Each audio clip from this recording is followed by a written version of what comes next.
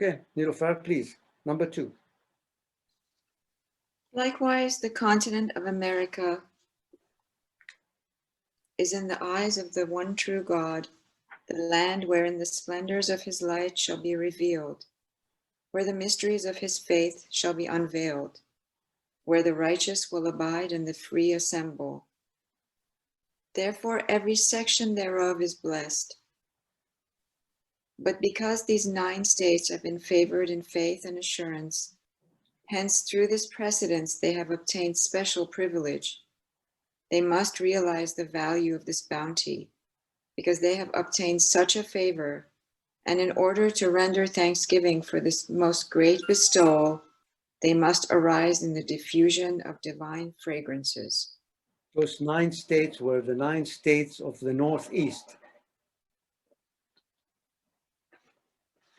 You know, I mentioned earlier these forces and potencies that were infused into the fabric of America.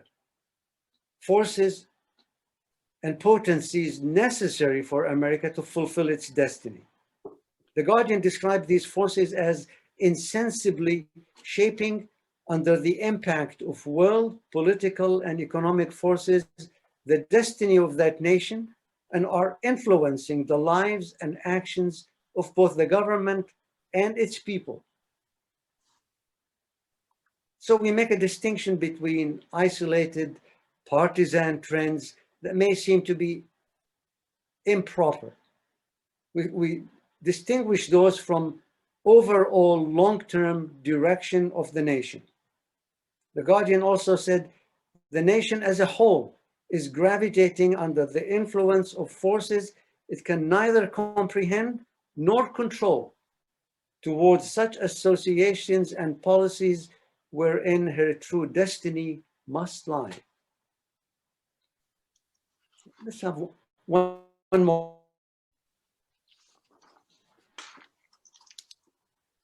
First, the call of the kingdom was in the very beginning raised from Chicago. This is indeed a great privilege, for in future centuries and cycles, it will be an axis around which the honor of Chicago will revolve. I should have mentioned that this part of a tablet revealed for the central states, 12 central states, which includes Illinois, and Abdul Baha is enumerating why Chicago is so special. Second, a number of souls with the utmost firmness and steadfastness arose in that blessed spot in the promotion of the word of God. And even to the present moment, having purified and sanctified the heart from every thought, they are occupied with the promulgation of the teachings of God. Hence, the call of praise is raised uninterruptedly from the Supreme Concourse. Third, during the American journey, Abdul Baha several times passed through Chicago and associated with the Friends of God. For some time, he sojourned in that city. Day and night, he was occupied with the one and summoned the people of God. Fourth, up to the present time, initiated in Chicago, its effect was spread to all parts and to all directions, just as everything that appears in and manifests from the heart influences all the organs and limbs of the body. And then last and not least, the first Mashal al-Askar in America was instituted in Chicago, and this honor and distinction is infinite in value. Out of this Mashal al-Askar, without doubt, thousands of Mashal al-Askars will be born. The Mashriq al-Askar is a term that's given by the Baha'is to a place of worship that's entirely for devotion, supplication to God, and it's open to people of all religions. It is actually the dawning place of the mention and remembrance of God.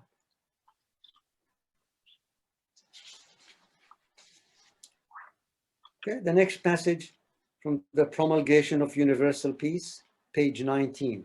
For those of you who are making notes, I should have given you the actual page numbers, but I can go back and do this later. But this one, the fourth quote, is from the Promulgation of Universal Peace, page 19.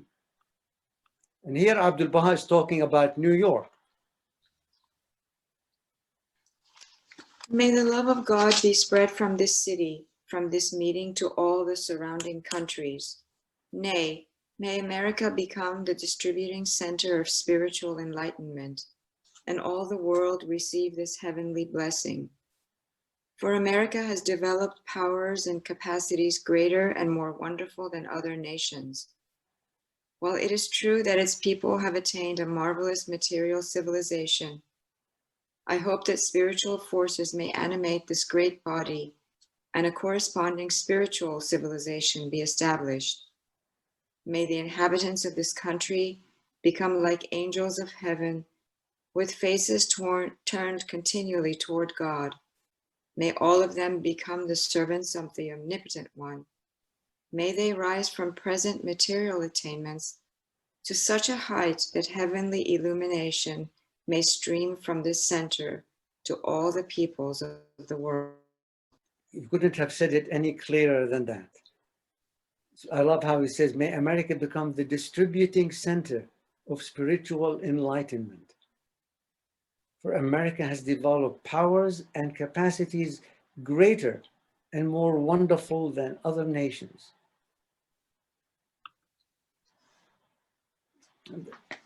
The fifth quote is also from the Promulgation of Universal Peace, page 103. This revered American nation presents evidences of greatness and worth. It is my hope that this just government will stand for peace, so that warfare may be abolished throughout the world, and the standards of national unity and reconciliation be upraised. This is the greatest attainment of the world of humanity. This American nation is equipped and empowered to accomplish that which will adorn the pages of history, to become the envy of the world and be blessed in the East and the West for the triumph of its democracy. I pray that this may come to pass, and I ask the blessing of God in behalf of you all. Again, that emphasis on the American nation being equipped and empowered. There is a force that continues to recharge this nation regardless of temporary setbacks. And there will be many setbacks and reverses. Nevertheless, the direction, the thrust of the movement, of the people and the government is in a direction that is clearly in the fulfillment of their mission. And I can just imagine that Christopher Columbus was sent by Baha'u'llah to go west looking for India and finding the country that then Baha'u'llah will choose to be the cradle of the future civilization.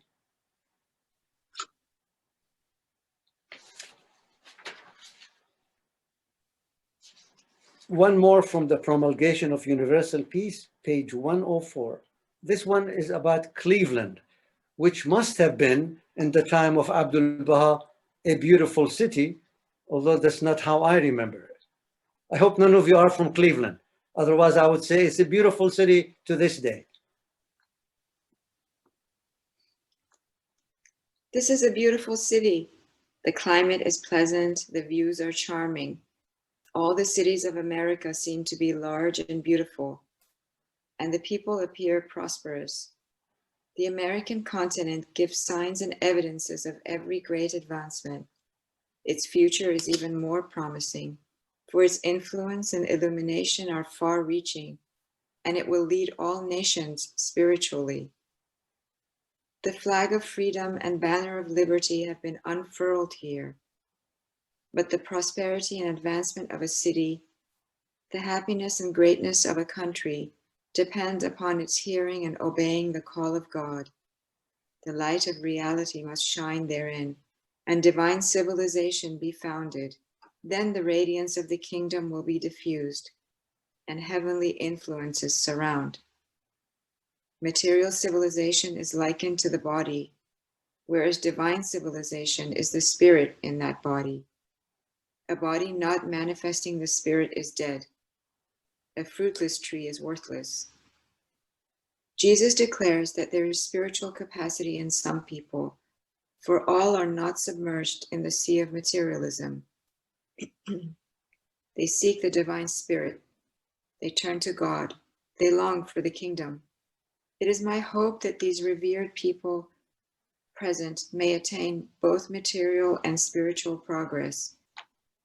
As they have advanced wonderfully in material degrees, so may they likewise advance in spiritual development until the body shall become refined and beautiful through the wealth of spiritual potentiality and efficiency.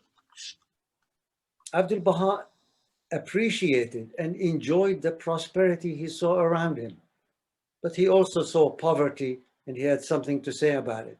He saw racial injustice and he said and did something about that also. But again, that constant reminder that material civilization must be accompanied by spiritual civilization. And then there is this affirmation that is unequivocal. It wasn't a maybe or hopefully or God willing. He says it will lead all nations spiritually. How far from what we see in the world today. Nevertheless, every time something wrong happens, I remind myself, Sam, remember immutable? So whatever we think, the ultimate goal, the destiny of America is immutable. The seventh quote is from the Promulgation of Universal Peace, page 36, and is part of an address that he gave in Washington, D.C. This is in case I haven't mentioned it, April 1912. That's the time, to give you an idea of the time scale of when Abdul Baha was on the shores of America and spoke about the destiny of America.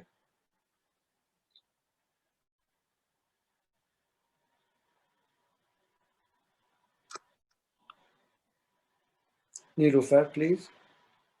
We will pray that the ensign of international peace may be uplifted and that the oneness of the world of humanity may be realized and accomplished. All this is made possible and practicable through your efforts. May this American democracy be the first nation to establish the foundation of international agreement. May it be the first nation to proclaim the universality of mankind. May it be the first to upraise the standard of the most great peace. And through this nation of democracy, may these philanthropic intentions and institutions be spread, broadcast throughout the world. Truly, this is a great and revered nation. Here, liberty has reached its highest degree. The intentions of its people are most praiseworthy. They are indeed worthy of being the first to build the tabernacle of the most great peace and proclaim the one. I will supplicate God for assistance and confirmation in your behalf. So Abdul Baha, a great spiritual philosopher, could see that a nation that has attained prosperity, that has attained liberty and freedom, now has to attain the next dimension of the advancement of its civilization. It must combine all this material progress with spiritual progress. May this American democracy be the first nation to establish the foundation of international agreement. May it be the first nation to proclaim the universality of mankind, the oneness of humanity. May it be the first to upraise the standard of the most great peace. Friends, as Americans, this is our work. This is our work, which will be in line with the direction of history as Abdul Baha outlined here.